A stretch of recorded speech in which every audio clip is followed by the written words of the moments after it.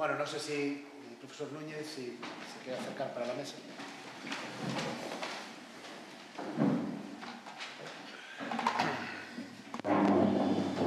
Bueno, pues iniciamos, si queréis, un breve, bueno, hasta las 2 tenemos aproximadamente, para debate, para solventar cualquiera de las dos ponencias, para preguntar, para comentar, para reflexionar sobre este periodo y qué podría haber. No sé si hay alguna pregunta por ahí. Sí.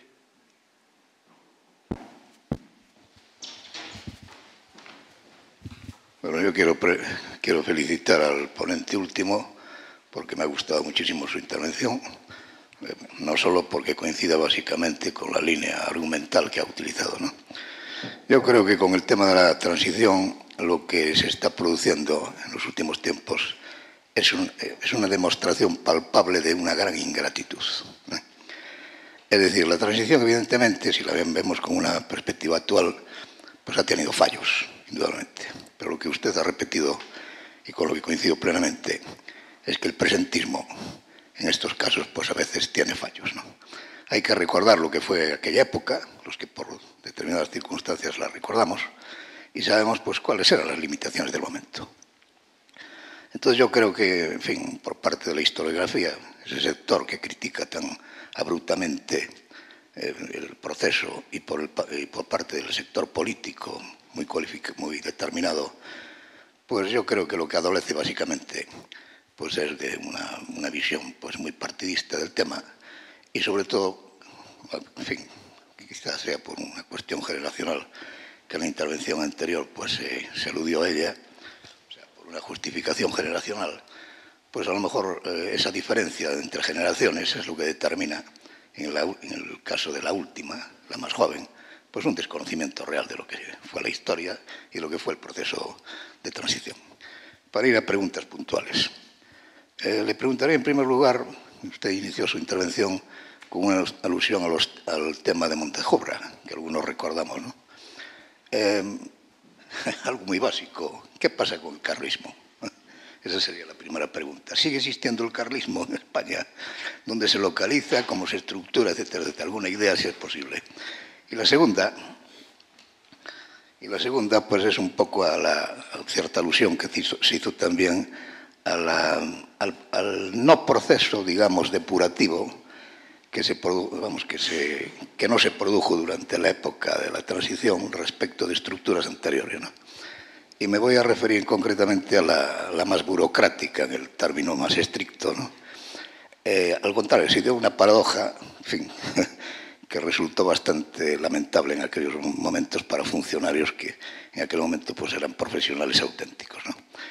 El presidente Suárez, tan recordado y en los últimos tiempos tan alabado, pues tuvo la iniciativa, como antiguo funcionario de la organización del movimiento, cuando era presidente del gobierno, de sacar una ley. Este es un tema que, claro, lo recordamos los que lo vivimos. Gente más joven pues lo ignora o lo quiere desconocer. Sacó una ley precisamente para que se implicara en la Administración Central del Estado a todo aquel tipo de funcionarios procedentes de la organización sindical, del movimiento, etcétera, etcétera, en una integración que fue de lo más aberrante en términos de igualdad, ¿no? Se daban paradojas como que se establecían jefaturas de servicio, por ejemplo, en personas que por sus orígenes pues carecían de la mínima cualificación realmente, pues ya no voy a decir humanística, sino simplemente burocrática. Es decir, que es un ejemplo que traigo siempre que puedo para recordar, en primer lugar, que esa depuración que no se produjo, a lo mejor tampoco convendría que se produjera, pero que en algunos casos pues fue acrecentada. Es decir, este fue uno de los fallos, entre otros muchos, que se produjo. Estructuras de otro tipo, la judicial, pues seguramente que también pues había personas que, en fin, no tendrían por qué haber sido postergadas precisamente, pero que lo fueron o que no debieron haberlo sido. Es decir, que hubo fallos evidentes, ¿no? Pero, repito, y es ya para ir a la tesis central de su intervención, el presentismo actual no tiene sentido para denigrar absolutamente lo que fue la transición. Tuvo grandes fallos, evidentemente, pero tuvo aciertos y sobre todo pues, la situación real de lo que era aquello. Lo que había en aquel momento era un terror, en general, en la población, a la repetición de una guerra civil, así de claro. Y eso modulaba mucho pues, las conciencias. En fin, lo dejo ahí nada más. Bueno, el carlismo sigue viviendo, lo que pasa que muy poquito, ¿no? Y sobre todo en sus núcleos con más potencia, que uno de ellos es Navarra, precisamente, donde se señalaba anteriormente la cuestión, ¿no? El carlismo se caracteriza históricamente por ser un movimiento a la contra, ¿no? Y, por lo tanto, sus tesis argumentales son tremendamente endebles, son reactivas, como indica el término, ¿no? Y va cambiando su posición reactiva según van cambiando los enemigos. Primero es la revolución reforma liberal, en el futuro va a ser la revolución democrática, ¿no? la adquisición de capacidades para los individuos, y en un momento dado va a ser incluso el propio comunismo, ¿no? En ese sentido, la tradición del carlismo plantea un hecho que a nosotros nos cuesta mucho entender, porque nos movemos en fórmulas de política democrática, ¿no? El carlismo es un tradicionalismo, por lo tanto, lo que dice su rey va a misa, y la posición de su rey es lo que determina la estrategia del partido, ¿no? Y en ocasiones ha ocurrido dentro del carlismo que las tesis de su rey de carne y hueso pues eran abiertamente contradictorias con las tesis de la propia tradición tradicionalista de ese movimiento. Y en ese momento se generaban esas situaciones como la que se planteaba que para tener una legitimidad tenía que haber una legitimidad de origen, es decir, ser hijo de la línea monárquica correspondiente, y una legitimidad de ejercicio. Es decir, si tú sostienes lo contrario de lo que dice tu movimiento, no tiene sentido que estés ahí. El problema se plantea cuando se produce la sucesión entre don Javier y Carlos Hugo, que por las modas de la época y por la propia singularidad del personaje, su origen francés, estamos en los años 60, etcétera, pues hacen una conversión que fue la mayoritaria, pero era la mayoritaria, pero en realidad no tenía absolutamente nada que ver con lo que había sido con la tradición del carlismo, ¿no? Al punto de que la obediencia de vida de los propios carlistas hacía que hubiera muchos personajes absolutamente reaccionarios que se presentaron como candidatos en las elecciones de los años 70 con aquel Partido Socialista Autogestionario.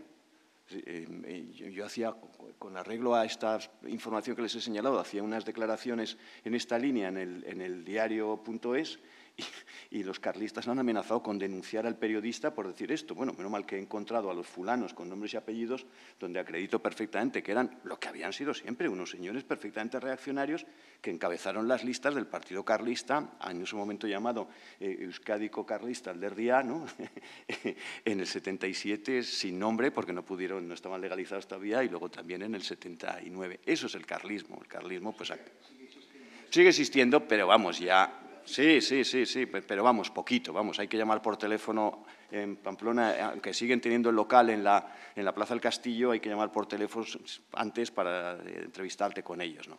Hay cosas que te come la historia y ya está, ¿no?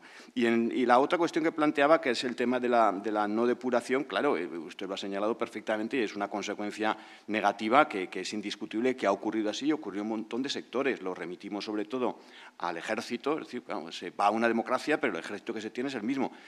Fíjense ustedes, viniendo del País Vasco, lo que es la policía. Es decir, por lo que estamos viendo, la incapacidad que tienen los gobernadores civiles para controlar los movimientos policiales son clarísimos. Yo vengo de Vitoria, es decir, el 3 de marzo en Vitoria es una muestra perfecta de la imprevisibilidad, la incapacidad, la superación de las circunstancias. Y luego un pequeño detalle, el gatillo fácil. Es decir, en una época de impunidad, pues en un momento dado en que te ves muy complicado, pues tiras de gatillo porque eres consciente de que no te va a pasar nada. Y eso se mantuvo mucho en el tiempo. Antes he citado la tesis de Sophie Babi, a pesar del título de la tesis de Sophie Babi, que parece que la pobre Sophie es una piel roja, es justo lo contrario. La tesis de Sophie Babi dice que esa transición no pacífica empieza a pacificarse en la medida en que se profesionalizan las fuerzas policiales. Cuando a partir de mediados de los años 80 la policía empieza a convertirse en un cuerpo profesional, efectivamente empieza a reducirse drásticamente el número de excesos policiales. Estamos ahora cumpliendo el aniversario de de aquellos 3 jóvenes de cántabros en Almería, acuérdense ustedes, terrible, ¿no? Terrible, ¿no? Entonces, eso empieza a dejar de pasar, los casos de torturas y de malos tratos en comisarías, el control, como ocurrió, qué sé yo, pues en el 77, en sitios como Rentería, etcétera. Es decir, cuando hablamos de la élite y las bases, las élites políticas reformistas de la transición, Suárez y Martín Villa y los suyos, podían tener una intención, pero una mala decisión o un descontrol de un gobernador civil en Guipúzcoa o en Álava saltaba por los aires con todo aquello. Es decir, evidentemente, Fraga no estaba detrás del 3 de marzo en Vitoria, por mucho de que mis amigos del 3 de marzo les gustaría encontrar un papel que lo pusiera. Primero le pilla fuera. Es un caso de pura imprevisión, de pura incapacidad. El libro mejor sobre el 3 de marzo en Vitoria se titula La ciudad donde nunca pasa nada. Esta es una frase del padre de Zarzalejos, Javier Zarzalejos, José Antonio Zarzalejos. Era entonces un amigo íntimo de Fraga y era el jefe territorial de los jueces en Bilbao. Fraga le llama en vísperas de la huelga general del 3 de marzo y le dice: Javier, vete por favor a Vitoria, que se está calentando allí mucho, a ver si puedes hacer algo. Y la contestación de Javier Zarzalejos es: a Vitoria, si en Vitoria nunca pasa nada. Pues fíjense ustedes lo que pasó. Esa imprevisión en las memorias de Martín Villa, eso se está viendo continuamente. No les inculpa, evidentemente, claro, es su culpa pasado el tiempo. ¿Qué culpa vamos a tener ya sobre estas cosas? Salvo que seamos la juez Servini, ¿no? Pero evidentemente señala cuál era la capacidad de aquellos personajes y esto influyó de manera determinante. Los sindicatos, la cantidad de viejos agentes sindicales o lo que fuera que acabaron en los negociados de cultura y en los sitios más pintorescos con 20 años de ejercicio todavía a lo largo del tiempo. Últimamente se habla del caso de la judicatura, pues también ha ocurrido, lógicamente. El tránsito generacional pues ha sido lo único. Es decir, pero lo importante es que son procesos de transición. Si son procesos de transición, te la comes, o sea, va con el paquete. Porque José Manuel, que es mucho más docto que yo en estas cuestiones, podría hablar de qué pasa con los procesos de ruptura radical cuando parece que se inventan países nuevos, léase Italia, o léase Francia después de la Segunda Guerra Mundial. ¿Cuál es el porcentaje de prefectos o de gobernadores civiles italianos que eran los mismos antes y después de 1945? Pues nos sorprenderíamos que es que el porcentaje superaba y con mucho el 50%. Entonces, estas cosas también pasaban en otros sitios donde parece que inauguraron un nuevo tiempo a partir del momento en que colgaron algunos miles de personas en un tipo de justicia transicional de su manera, ¿no? Bueno, pero como la Revolución Francesa no ha habido otra. Quiero decir, lo ponemos como modelo, pero es la excepción, nunca se ha hecho otra cosa.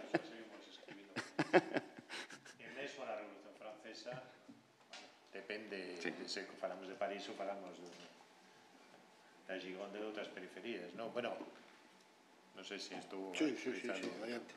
Non, simplemente como anécdota, Partido Carlista había en Galicia aí non moito.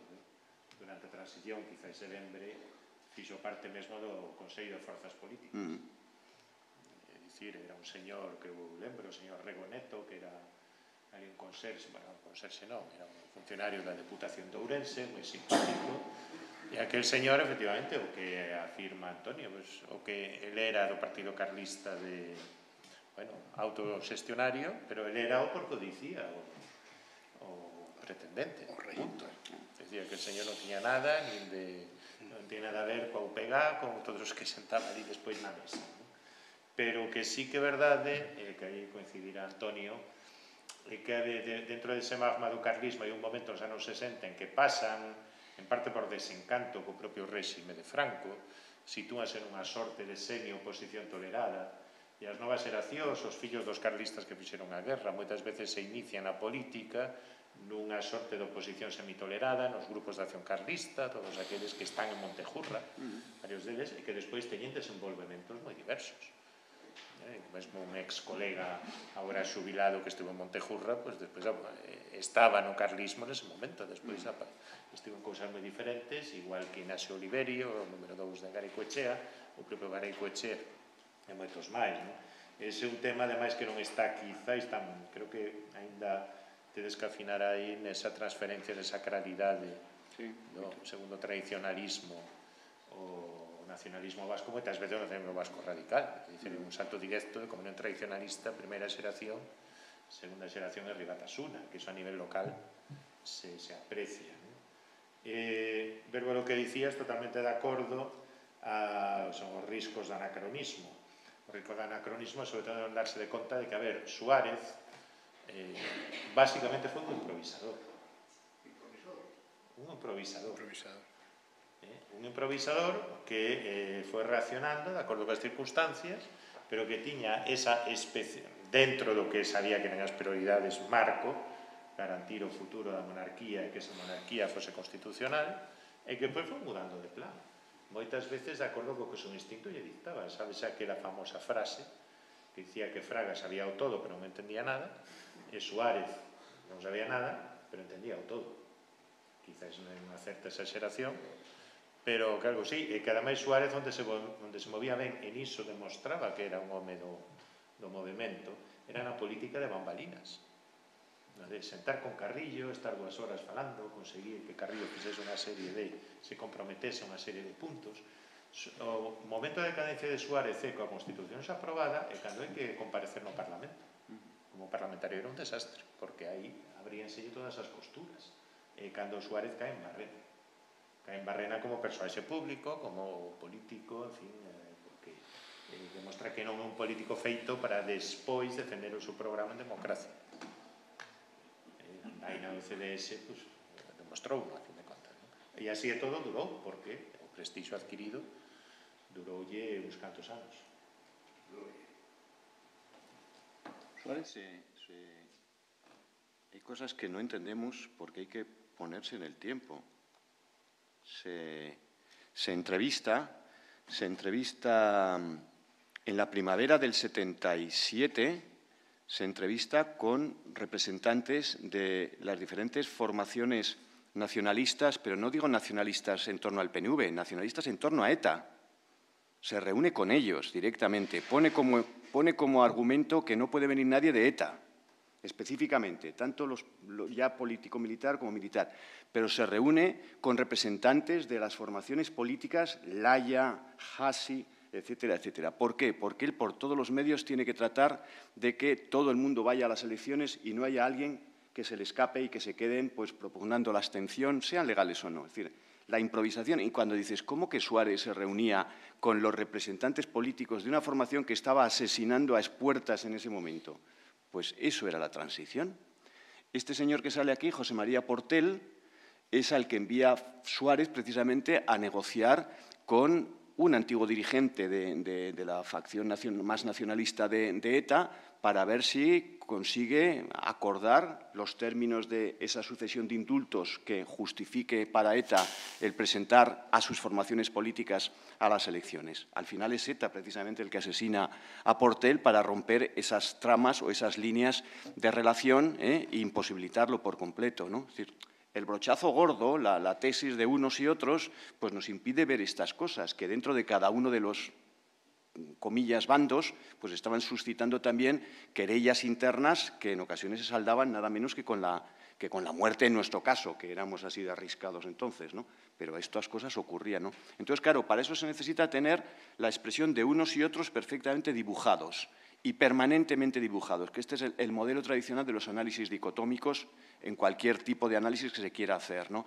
Pero es que esto no funciona así y cuando menos funciona es en una época tan densa de acontecimientos y de cambios y de improvisaciones, como decía José Manuel ahora mismo, como es un proceso de transición. Es que ahí es casi imposible que esto ocurra. Sin embargo, queremos acomodar esa lectura a que había unos y otros, e incluso les ascribimos a unos y otros unas supuestas funcionalidades. Es que el Partido Comunista tenía que haber hecho esto. A mí cuando hay una crítica sobre el Partido Comunista de los sectores que ya eran contrarios al Partido Comunista en los años 70, el mundo de la autonomía obrera, el movimiento libertario. Bueno, pues me parece que hay una especie de consecuencia o de continuidad, eran antes, pero cuando leo esas mismas cosas en antiguos dirigentes locales comunistas que ya lo eran en aquel tiempo y que al cabo de los años parece que es una caída del caballo, hombre, pues me suscita, cada uno puede hacer con su vida lo que quiera, ¿no? Pero si eso se traslada al análisis que hacemos del pasado, hay que pensárselo un poquito. Es un poco lo que quería argumentar ahí, ¿no? Bueno, hai que ter en conta tamén algo que contribuiu moito a frear as lentías revolucionarias, que non sempre se menta, e que a transición, efectivamente, hai un monte de desencantados dos partidos de esquerda, etc., moitos deles universitarios, pero nos anos 80 boa parte dese persoal se fai funcionario, e na universidade temos un clarísimo exemplo. É dicir, moito desos revolucionarios desencantados, e logo resulta que tes nómina, e logo, pois mira, ofreces un horizonte profesional, iso contribúe a calmar ánimos, iso contribúe de maneira que é un pacto non escrito da transición, a fin de contas facilitado pola expansión do estado de bienestar, obviamente. Pero sobre todo yo creo que hay que insistir en que unos y otros tenemos distinto cometido y distinta función profesional. Yo me he permitido algunas críticas digamos, a la clase política, permítanseme este argumento, pero bueno, esto les va en el sueldo, ¿no? Digamos, hacer estos juegos malabares con lo que fue o lo que dejó de ser, ¿no? Pero yo creo que la exigencia para nuestra disciplina tiene que ser otra. O sea, nosotros nos movemos en un territorio donde discernimos perfectamente cuál es el espacio del análisis historiográfico y cuáles son las acciones de memoria pública del pasado. Somos plenamente conscientes de que mañana podemos descubrir un papel que diga que Jesucristo no existió y sabemos que la Iglesia Católica no iba a cerrar sus puertas al día siguiente. Es decir, hay una distancia en el tiempo extraordinaria entre un conocimiento documental, empírico, positivo, fehaciente de lo que ocurrió y la proyección social o la importancia o la consecuencia social que ello tiene. Digamos que jugamos en ligas distintas, ¿no? Por eso nuestra colaboración en ese sentido, salvo los historiadores partisanos, que también los hay, pero que son muy pocos, yo creo, por suerte. Por eso nuestra colaboración en ese sentido es muy pequeña. E incluso nuestra manera lo único que tenemos nosotros es el método. Y lo único que tenemos nosotros es un cierto empirismo, una exigencia de empirismo. Es decir, empirismo y sentido común, pero el sentido común solamente sirve para llenar los vacíos, es decir, para hacer una argumentación teórica que sea plausible, como decía el clásico, ¿no? Eso es todo lo que tenemos. Nosotros no tenemos más. Otros tienen matrace, teoría y modelos teóricos, pero nosotros no modelizamos en general. Echamos manos de modelos, ¿no? Pero somos muy respetuosos con cómo incide, ¿no? Medio. Bueno, claro. A lo mejor estoy un poco más contaminado por las ciencias sociales. Pero sin la exigencia de las ciencias sociales, ahora, que es mucho más estricta, sabemos, ¿no? que una cosa es el texto y otra el contexto. Claro. Y aunque el texto influye en el contexto, es el contexto el que explica el texto. Y ahí nos distanciamos. Antes hemos hablado de ciencias sociales que cuestionan la transición, pero hay un cuestionamiento radical que viene del lado de los estudios culturales. Y en los estudios culturales se toma el texto y no se sabe nada del contexto y ahora tiramos para adelante. Y ahí viene una de las fuentes precisamente más desde mi punto de vista, de interpretación anacrónica de la transición. Y luego la distancia en el tiempo, ¿eh? Esta pregunta no se la haríamos a Alejandro Quiroga con la dictadura de Primo Rivera, por poner un ejemplo. ¿Por qué? Pues porque nos parece que está tan lejos de nosotros, que la importancia es la que es, ¿no? Evidentemente, entre nosotros y la transición hay una distancia menor, hay unas influencias todavía, pero 40 años son muchos años, ¿eh? O sea, 40 años, digamos, tenemos vela en el entierro, tenemos que entrar ya directamente en esta cuestión, tenemos que historizar exactamente igual que lo hacemos con cosas que median de nosotros 100 años. Habrá algunas dificultades, hemos participado de ese tiempo y eso tiene mucha influencia. Es cierto, tendremos que poner prevenciones, pero el terreno está a la vista y a nuestra disposición, ¿eh? Sí, pero ni siquiera es que nosotros tengamos que construir ese tipo de relato. La cuestión es la preservación de las fuentes. Es decir, las fuentes continúan. Esa es la cuestión, ¿no? Y cuando hablabais de método y hablabais de todo esto, claro, métodos sí, pero sin fuentes. Sí, claro. Sin fuentes tal. Bueno, en esa generación todavía habrá fuentes escritas. El problema los tendrán los que hagan la historia del siglo XXI, pero se los dejo. No estaremos para verlo. ¿Qué teoría oficial se le puede dar de la transición a la juventud? Oficial. ¿Quién responde? A ver, yo creo que tiene que haber una versión oficial. Claro. Puede haber una versión de mínimos. Entonces, unos mínimos como un mínimo común denominador, un consenso muy básico sobre qué foi a transición que se pode explicar nas escolas. Con todo, non se chega a explicar ni sequera en segundo de bacharelato, teño unha filla que está facendo segundo de bacharelato e non van chegar á guerra civil. Claro. Nin ao franquismo. Claro. Eles están explicando os pronunciamentos do século XIX. Hai unha falta de vontade pedagóxica no Estado. Hai unha falta de vontade pedagóxica no Estado, esa é a cuestión. Eu fago a pregunta precisamente porque xa estaba inducindo que iba a ser a resposta. Xa. E se non hai esa vontade pedagóxica, é evidente que as novas xeracións continuarán co mesmo. Sí. Ali Sergio ten unha pregunta. Nada, simplemente engadir o que acaba de decir, ¿no? De que eu penso que un dos problemas que pode haber nestas novas xeracións, ¿no? Da visión que hai da transición é a falta absoluta de pedagogía do que foi a transición, porque, bueno, nos programas educativos nunca se chega aí, entón, pois, o coñecemento que hai é o que hai, non?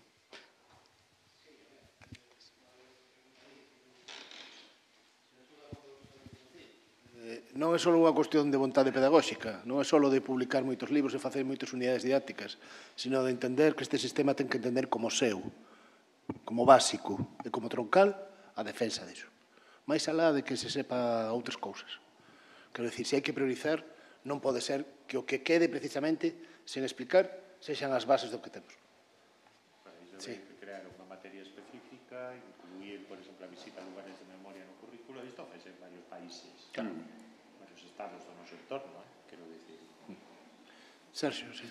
Bueno, eu a respecto do que se falaba agora sobre a metodoloxía e a división das disciplinas, na miña experiencia particular eu sempre tuve un gran interese, por exemplo, por o estudo da transición, en xeral tamén por comprender a España do século XX, e eu na miña experiencia académica, son graduado en Ciencia Política, sempre atopei unha lagoa moi importante, porque o enfoque que lle dá a nosa disciplina, o estudo do sistema de partidos, o estudo do sistema político, prescinde totalmente da explicación dos feitos pasados, é dicir, preténdese unha explicación do presente por medio do propio presente, indicadores de feitos que están acontecendo neste momento, prescindindo de todo o relato histórico, e iso como un breve comentario en cuanto á metodoloxía. Eu entendo que as divisións disciplinarias no estudio, digamos, do que eu entendo que é o mesmo, o estudo da sociedade no tempo, do home no tempo, a historia como ciencia do home no tempo, creo que redundan en contra dos propios estudosos que nos interesan estos temas, non?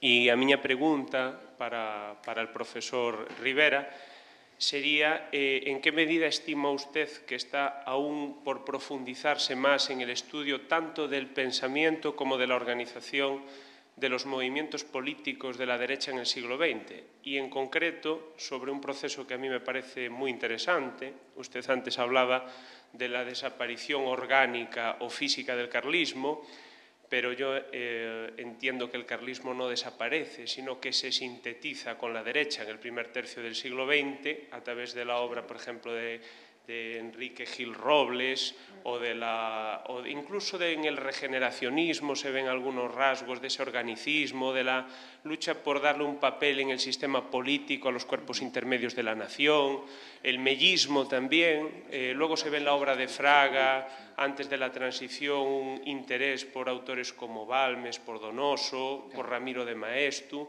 Es decir, ¿cree usted que aún está por hacer esa conexión entre el pensamiento de la derecha del XIX, del primer tercio del siglo XX, y a la transición? Porque, en mi opinión, creo que en la derecha de la transición, en Manuel Fraga nombradamente, está mucho más presente esa derecha decimonónica y del primer tercio del siglo XX que la inculturización falangista que se produce en la derecha durante todo el franquismo. Es decir, hay una desaparición total en la UCD, en el Partido Popular, en Alianza Popular, de toda la cultura política falangista. Eso yo creo que aún está por hacer. Yo, por lo menos en mi interés por estudiar eso, no he encontrado una bibliografía amplísima. Y sería un poco esa mi pregunta. Pues lo has dicho todo, vamos. Yo cuando me puse a hacer este libro de las derechas en España, una de las cosas que empezó a sorprenderme es que hay muy pocas historias de las derechas, no había de historiadores que cogieran todo el tránsito, ¿no? Es decir, que había trozos, pues Gil Pecharromán acababa de publicar de la piel del camaleón y había algunas historias pues sobre el carlismo, por ejemplo, pues Jordi Canal y algunos otros, ¿no? Pero lo que tú señalas, estos elementos de continuidad, no hay. Las únicas historias que había eran historias desde la perspectiva, y buenas además, a mí la de González Cuevas me gusta, vamos, la de una visión politológica, ¿no? Claro, politológica, pero con buena trama historiográfica también, o sea que está bien, está bien. Pero, sin embargo, esto que señalas, esas continuidades del pensamiento no se han trabajado lo suficiente, de tal suerte que el franquismo se lo ha acabado comiendo todo. O sea, da la impresión, no solo en el gran público, pero también incluso en la propia historiografía, que todo viene del franquismo. Y en realidad el franquismo inventa demasiadas pocas cosas. O sea, o bien venían de antes y les dio el nacionalcatolicismo, viene de antes, por ejemplo, ¿no? Como antes hemos citado a Alejandro Quiroga, pero bueno, lo señala José P. Martín, el propio Pemán y otros más están. Esto que tú has señalado de algún tipo de pensamiento, esas referencias a los cuerpos intermedios, estas cuestiones sobre el corporatismo, tú las dices en una sala de historiadores y te entenderían pocos. Es decir, no estamos familiarizados con lo que es la esencia del pensamiento tradicional o tradicionalista, vamos a ver, pero que en lo que significa, no carlismo, tradicionalismo, ¿no? Lo que significa el pensamiento preliberal, no lo tenemos perfectamente integrado como punto de análisis. Por lo tanto, nos sentimos más familiarizados cuando analizamos los grupos de la extrema derecha modelo fascista, nuestra falange. ¿Por qué? Pues porque se acomodan más a lo que se supone que sabemos de otros sitios, que cuando vemos las implicaciones que tiene lo que era más genuinamente español, que era ese mix extraordinario entre una visión española que indefectiblemente tenía que ser católica y que tenía que tener un monarca para cerrar el broche, para ponerle el lacito a una manera de contemplar la realidad que era, por definición, antiliberal. Y esto tiene una influencia, como bien ha señalado, en políticos de la transición del propio Fraga. La influencia de Falange en Fraga es nula, vamos, escasísima. O sea, Fraga viene de otras. Tú has citado a Enrique Gil Robles. Hoy que se ha muerto Gil Robles, ha habido un par de periódicos que han titulado «Muere el dirigente de la CEDA», ¿no? Sí, cierto.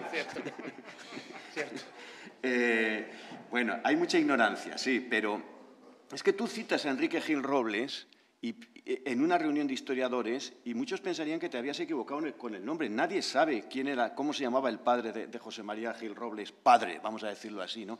Entonces, esa falta de conexiones en la historia, esa, digamos, mirada larga, yo creo que es un hándicap tremendo. Es más fácil en sentido, y no le quiero quitar méritos a mi buen amigo y colega Juan Sisinio Pérez Garzón, hacer la historia de las izquierdas, porque tiene más músculo que en ese sentido hacer la de las derechas. Y luego, claro, las derechas no tienen un problema, tienen una cuestión. Siempre han gobernado. De 225 años de contemporaneidad, la suma de todas las izquierdas no supera los 40 años. Esto es una cuestión muy importante. Pero el primer partido en la historia de España de la derecha que cumple 25 años es el Partido Popular. Nunca, vamos a hacer abstracción del carlismo, que es más bien un movimiento tal, ¿no? Nunca ha habido un partido, es decir, es tremendamente funcional. Entonces, el análisis no tiene que ser organicista, como sí que hacemos con la izquierda. Sí que hay una historia del Partido Comunista, sí que hay una historia del Partido Socialista, la UGT, la CNT. En el caso de la derecha no puede ser, tiene que ser a caballo entre los intereses y unas doctrinas que fueron tremendamente penetradas. Hay lagunas formidables, fíjate, la laguna del catolicismo. La base de sostén de la derecha es el catolicismo. Esa es la base de sostén continuamente, antes y ahora mismo. Eso es muy... No hay estudios sobre el catolicismo, hay estudios parciales. Lo que nos dejó Feliciano Montero es magnífico, pero hay unos huecos. La ACNP, la Asociación Católica Nacional Propagandista, la propia asociación acaba de sacar un libro, pero lo han sacado ellos. Claro, existe. Sí, ¿cómo que todavía existe? Bullón de Mendoza es el presidente. Están más activos que nunca. No, el CEU San Pablo está abriendo colegios a troche y moche. O sea, yo creo que tienen una importancia como pocas veces la habían tenido. Desde luego, hace una quincena de años que no habían tenido. No tenemos una historia de esa gente, bueno, más allá de aquella que publicó en su día Ruedo Ibérico, que, bueno, está ya un poquito trasnochado en ese sentido. Tenemos unos agujeros solemnes y ahí hay un campo formidable para alguien, y creo que tú, por tu manera de hablar, lo podía indicar, que sea capaz de combinar de una manera dinámica politología e historiografía. Ahí yo creo que hay un territorio en eso estamos. Excelente, excelente. Se me permites unha acotación, a ver, dúas cuestións. Que é o que nos diferencia sempre os historiadores de outros científicos sociais. Eu considero que a historia é unha ciencia social histórica, pois que nós estamos interesados non na foto fixa, non na comprensión weberiana, senón na foto, senón na película, en como mudan as cousas. Tens de non saber o que fica e o que muda. E, polo tanto, sempre tendemos a preguntar, a situar todo nun eixo espacio-temporal, sobre todo. De onde ven isto, de onde ven isto, de onde ven isto. Fraga, cando afirma isto, de quen o aprendeu? Aprendeu uno de Carlos Ruiz del Castillo cando foi o seu alumno, aprendeu uno que leu de revistas franquistas, etc. Bueno, sí, no, a ver, Antonio, ese organicismo, por ejemplo, de la izquierda española, que es muy propio también de la izquierda española, pues sabemos que tiene una base muy peculiar, que es el krausismo.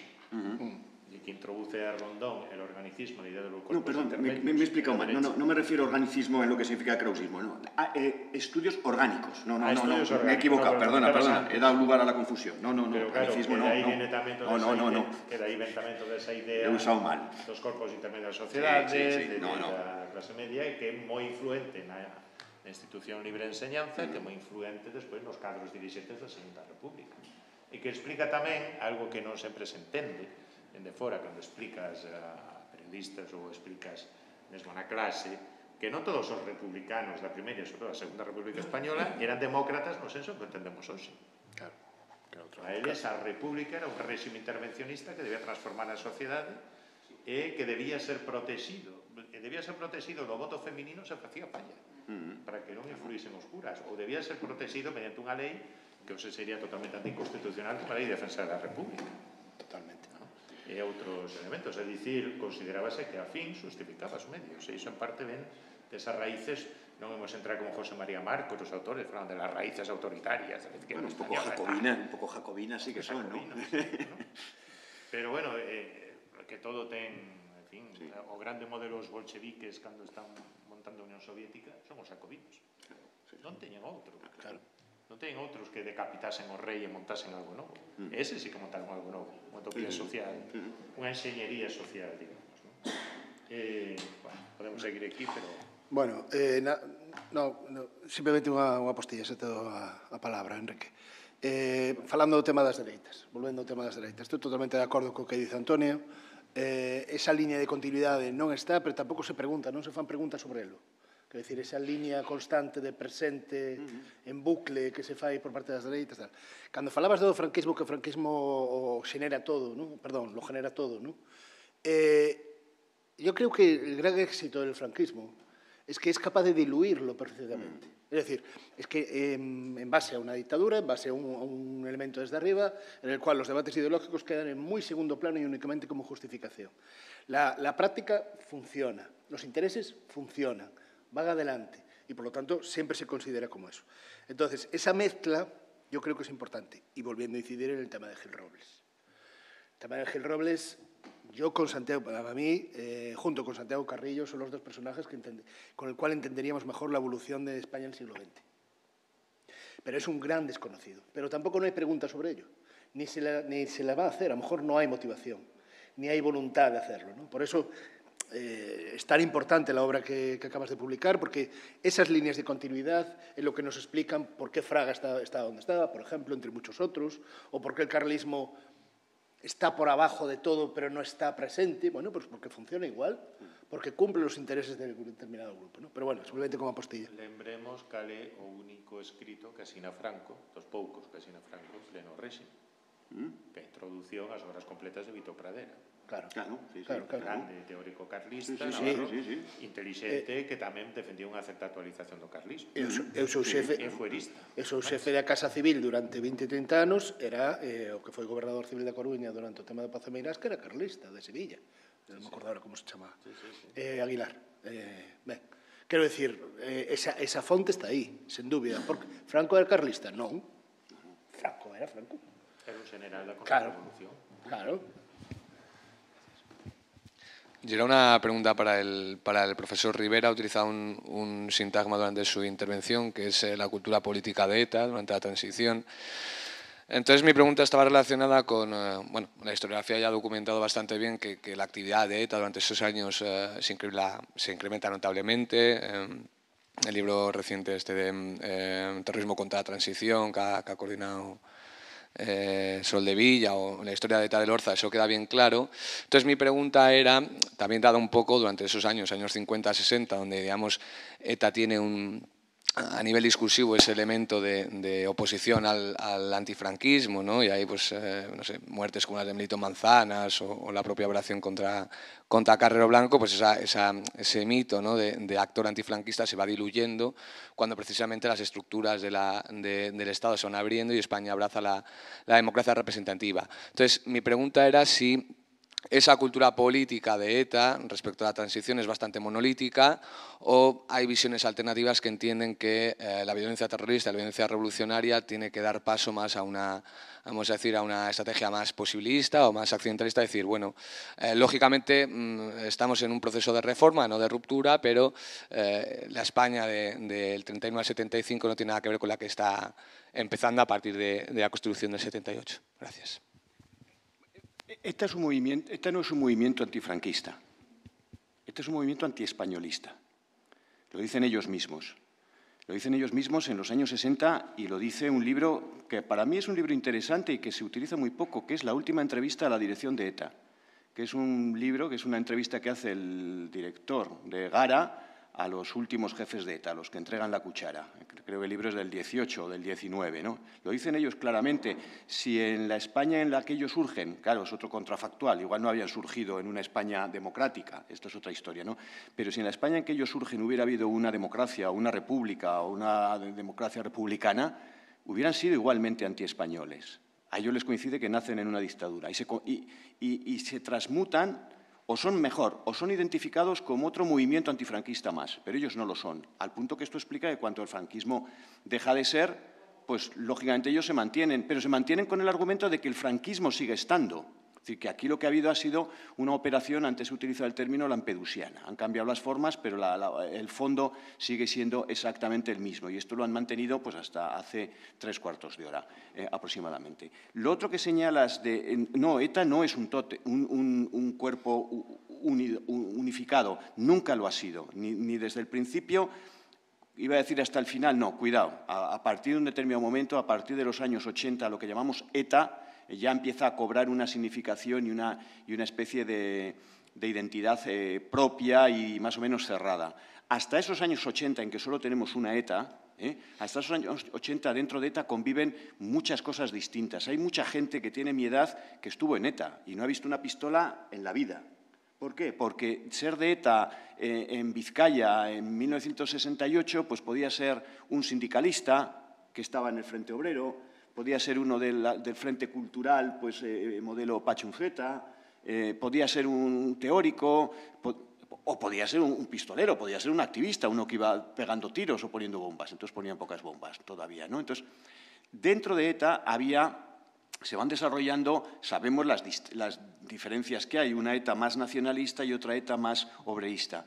Como sería muy prolijo y muy complicado ponerse a explicar, yo me voy a quedar con un análisis que hace Argala. Argala es el alma mater del atentado contra Carrero. Y Argala tiene un pensamiento muy interesante y muy certero, y es que hay que mantener la violencia. No porque haya que mantener la violencia, sino porque la violencia es la que hace que nuestra organización nunca deje de ser radical y nunca deje de ser ultranacionalista. Cuando tú aflojas en términos de violencia, cuando tú no utilizas el instrumento de la violencia, dejas de tener una mirada extrema y acabas por tener una mirada menos nacionalista. Y la verdad es que es cierto.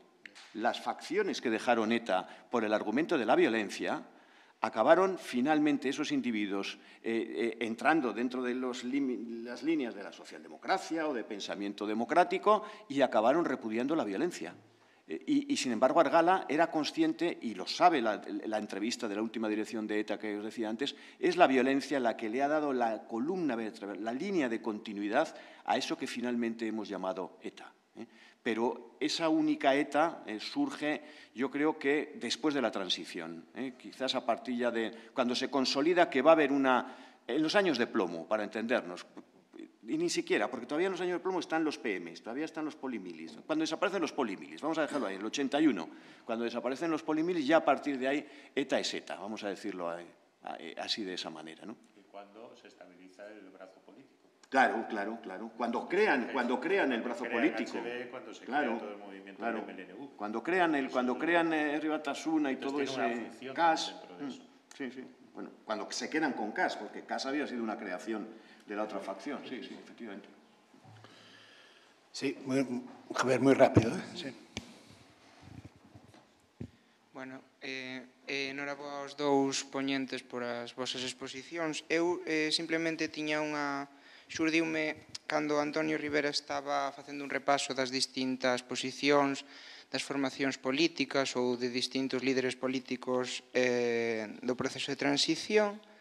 Entón, claro, cando acabou, penso que lle faltou a última, bueno, o último capítulo que sería Vox, a extrema dereita.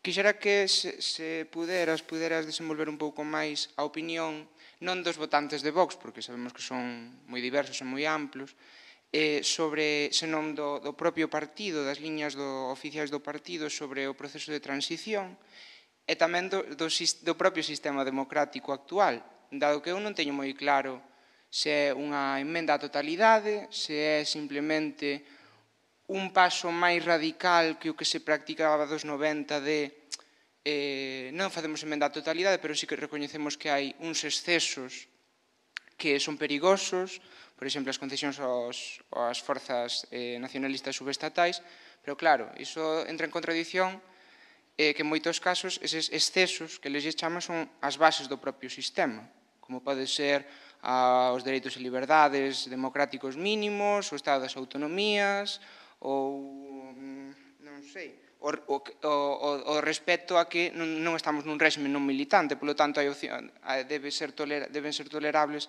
posicións políticas que non cumpran coa Constitución en todos os seus fundamentos. E nada, simplemente iso, grazas.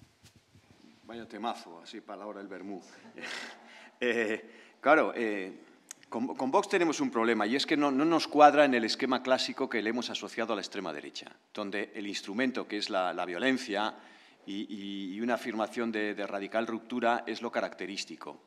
En la medida que estos no lo utilizan o no lo utilizan de una manera expresa, se nos escapa un poco. Sin embargo, Vox no es muy distinto a lo que está ocurriendo en otros muchos sitios y en otras muchas manifestaciones de esto que se ha llamado, pues como queráis, la alt-right, la nueva extrema derecha, el populismo de derecha, etcétera. Lo que tú planteabas es muy interesante porque es cierto, claro, ellos no aparecen como un movimiento antisistémico ni en las formas ni en el fondo, pero cuestionan radicalmente lo que tú has dicho, las bases del sistema, y las bases del sistema nuestro es el modelo autonómico. Entonces, claro, Vox tiene un punto de partida que es, ellos plantean que lo que hay que hacer es recuperar al verdadero Partido Popular. Ellos entienden que lo que ocurre después con Mariano Rajoy e incluso con Pablo Casado, su incapacidad para responder, por un lado, a la cuestión secesionista y, en segundo lugar, cómo la corrupción les mina, e incluso el propio final del terrorismo en el caso del País Vasco, eso ha sido una demostración de incapacidad por parte del Partido Popular. Pero este es el mismo argumento que utiliza esa extrema derecha también en relación a otros países, es decir, se ubican en relación a su otra derecha, vamos a decirlo así, y en relación al paradigma de lo político que ellos interpretan que es lo progresista. Es decir, aunque a nosotros no nos parezca, pero ellos piensan una cosa que es cierta. Nosotros vivimos en sociedades progresistas. Más allá de que haya gobernado la izquierda o haya dejado de gobernar, los preceptos que creen en que tenemos que vivir en sociedades democráticas con derechos se ha instalado sobre el territorio. Y eso es el paradigma. Y entonces ellos cuestionan las bases de ese paradigma apareciendo como novedosos, apareciendo como modernos, vamos a decirlo así, ¿no? En aspectos que tienen que ver, sobre todo, pues cuestiones de orden identitario, que son realmente muy potentes, es decir, son las que son muy potentes, aunque no sean las de comer y beber todos los días. Se ha visto ya para estas horas que Vox no tiene sus viveros de voto en territorios de la clase obrera desclasada, por utilizar un término viejo que ya no se utiliza, ¿no? Todo lo contrario, siguen teniendo sus bases pues, en territorios más interclasistas, pero mejor situados que la propia clase obrera. Pero el impacto que les ejerce las cuestiones de orden identitario, ya sea de identitario sexual o de género, identitario de orden territorial, esta cuestión que estamos hablando esta mañana, la idea del pasado, la memoria. Vox no es una organización franquista, no beben del franquismo. Fijaos esa celebración un poco verbenera que tuvieron en octubre, donde señalaban a uno por cada provincia, ¿no? Un representante, un personaje histórico por cada provincia. Tuvieron un exquisito cuidado en no tropezar con ningún franquista en 45 provincias. Claro, lo hicieron realmente bien, ¿no? Pero no me toques el franquismo. Y el argumento, no me toques el franquismo, no porque yo quiera preservar la memoria de Franco, sino que aluden, son muy inteligentes en su discurso, aluden al hecho de que quién es usted para decirme qué tengo que pensar, ¿no? Que nos remite al viejo Aznar de quién es usted para decirme cuántos verbos tengo que beber ahora, ¿no? Vamos a decirlo así, estoy bromeando, ¿no? Entonces, claro, yo no creo que analizar Vox sea más complejo de lo que hay. Y fijaos que hay Vox, con lo cercano que está en el tiempo, ahí sí que hay una buena bibliografía. Hay un montón de trabajos y buenos. Alguna politóloga aquí gallega que me pareció muy interesante, no recuerdo ahora el nombre. Buenos trabajos, quizás todavía no de historiadores, pero no están lejos, pero ahí hay muy buen material frente a otro tipo de movimientos ciudadanos o cosas, o el propio PP, que no tiene un trabajo en ese sentido. Pero todavía nos cuesta adaptarnos al hecho de que ya no estamos hablando de la extrema derecha tradicional. Esto es otra cosa distinta porque el mundo es distinto, porque no tiene nada que ver con los años 30. O sea, pensamos que el problema de una derecha antisistémica son unos jovencitos con la cabeza rapada desfilando al paso. Que no, hombre, no, que eso no tiene nada que ver. No, eso, vamos, recuncando no que afirmas. Claro, a pregunta que faz é Vox é dereita radical ou extrema dereita? Por coller a diferenciación que fai Casmude e outros, non? É dicir, quere un sistema democrático baleirado de contido, pero mantendo, digamos, unha formal separación de poderes, un maior peso executivo, unha democracia liberal, etc., ou quere outra cousa? En teoría, en principio, de acordo co seu programa, é un partido máis ben de dereita radical, con máis orixes nunha radicalización de persoaxes que veñen do Partido Popular, moitos deles vascos, con unhas experiencias de nación moi marcadas, ademais, polo... E que o mellor o pior sempre será aí. Perdón que diga. Sempre con experiencias de nación moi marcadas polo tema da violencia de ETA, etc. Non se estamos pensando en Abascal, de Amurrio, Jaime Mayor Oreja, outro caso, despois está Vidal Cuadras, que tivo en seu momento, está detrás a involución de Gustavo Bueno, do seu fillo de esquerda, Gustavo Bueno, volve nun momento dado a dicir, bueno, hai que volver os valores fortes de España imperial, etc., etc. Creo que un partido que quere facer España grande outra vez, que incide, díxose moi ben, nesa xenda identitaria, porque en materia económica son neoliberais, non hai apenas diferenza. O PP o que quere é que medrou grazas ao procés e a reacción fronte ao procés é que basicamente o que alude é a unha serie de temas, a unha serie de postulados sobre a definición de España como nación que se retrotraen en boa medida a narrativa nacional católica, un tanto caótica, porque logo tamén están as Cortes de Cádiz polo medio, tamén reivindican o liberalismo, reivindican a restauración, a algúns aspectos mesmo da Segunda República, eluden o franquismo. Ademais, vímoslo, cando se trasladaron os restos de Franco do Val dos Caídos, e Mingo Rubio que non agardaba. Nin un só concelleiro de Vox, nin un só membro identificable de Vox. É obvio que houbo consigna. Estaba don Antonio Tejero Molina, coronel retirado da Garda Civil, desfrutando de beneficios penitenciarios. É dicir, non se queren mollar nese tema. Non só fan eles, pero eles de maneira especial. Agora, dentro desa amalgama, tamén hai ultradereita, tamén hai persoaxes con claras nostalxias antonianas, non vou dicir nomes, pero que tamén se integran aí, e despois moita xente que non participou en política, que simplemente se sente mucho española e que está cabreada, un club de cabreados con el gallego, con el euskera, con el catalán, cabreados con procés, cabreados con moitas cousas, e que, digamos, esa vea do nacionalismo trivial que eles sí que souberon, en algúns casos, realmente implicar. Agora, o que se temía hai un tempo que ia pasar como coa Fronte Nacional, que habería o cinto vermello de París que se transformou no cinto Fronte Nacional, e aquí parece que non pasa.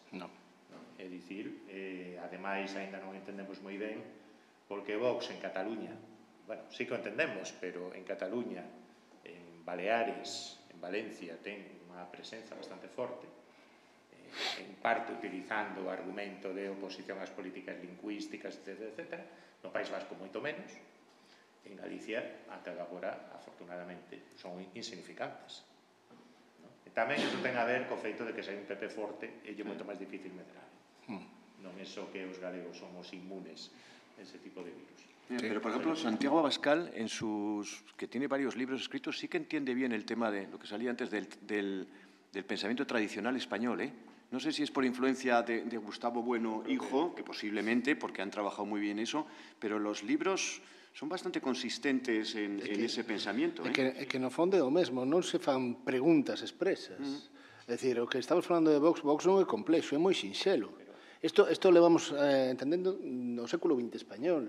É o que che pasa a ti, non hai as liñas de continuidade, non vai establecer continuidade co franquismo. O que pasa que eles, por exemplo, secularizaron o discurso. A extrema dereita española se metió un problema bastante, problema de traspas. Gustoulle moito arredarse dese discurso nacional católico, daquela herdanza de Blas Piñar. Blas Piñar era basicamente un telepredicador. Era un señor que definía a nación, que cando daba discursos citaba a San Juan de la Cruz. Estes están noutra onda, ainda que hai sectores ultracatólicos que logo o tema do aborto se está vendo, pero non asoman a patita de maneira visible. É un fenómeno bastante máis complexo. E logo, o que comentabas, hai unha frase dun deputado de Vox que a mí me chamou moita atención, que la ciudadanía non é un derecho, é un privilegio. É un privilegio. Isto era a respecto dunha proposta que nos saiu de endurecer o acceso á cidadanía aos inmigrantes. Porque Vox tampouco di, vamos a ver, españoles son los que comen tortilla, duermen la siesta, son blancos y son más o menos católicos. No. Están abiertos os inmigrantes, pues acá hai algún deputado que no Parlamento catalán que... Pero, por ejemplo, la historia de la hispanidad es potentísima para ellos. Claro, ese argumento. La hispanidad, a capacidad... Pero que hai inmigrantes inasimilables, sí, basicamente os musulmanes. Eso es. Entón, que queren? Pois vincular o acceso, facer da que a cidadanía española sexa un privilexio, porque iso implica acceso a dereitos sociais, etc. E, sobre todo, restringir, ampliar o período de residencia, 15-20 anos, que o exame sexa moito máis duro, etc. Vamos, filtrar islamistas, para entendernos. Bueno, non se... Pero son moi ambiguos niso, non nos digo o que faría. Non se alimenta só un de falar, iremos xantar. Vémonos ás 4:30, por favor. Moitas gracias a todos. Os historiadores, sí.